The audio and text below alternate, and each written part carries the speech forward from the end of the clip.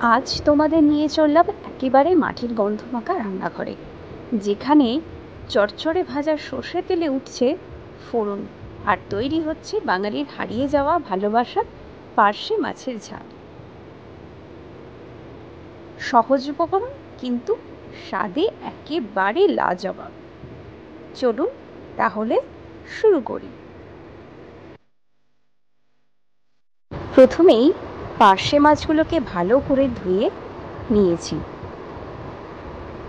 এরপর মাছে একে একে নুন আর হলুদ দিয়ে ভালো করে মাখিয়ে ম্যারিনেট করে রেখে দিলাম কিছুক্ষণের জন্য, যাতে কাঁচা মাছের গন্ধটা কেটে যায়।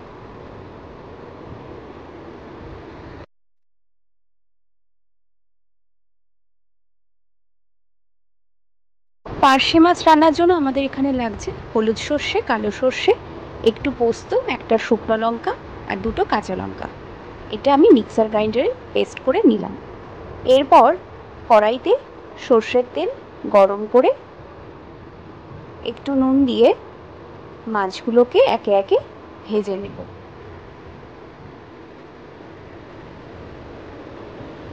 গোল গোল বুদবুদে কড়াইয়ের ভেতর মাছগুলোকে ভালো করে ভাজা হচ্ছে। ঠিক যেমন মা বলতেন, ভেঙে গেলে আর স্বাদ থাকবে না, সে কথা আজও কানে বাজে।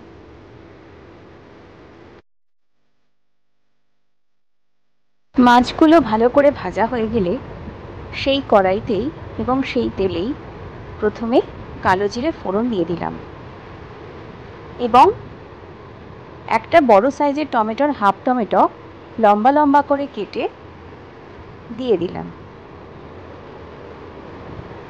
টমেটোটা ভালো করে ভাজার পর মিক্সার গ্রাইন্ডারে যে পেস্টটা আমার করা ছিল সেটাতে একটু জল মিশিয়ে কড়াইতে ঢেলে দিলাম এবং আরেকটু জল অ্যাড করে দিলাম।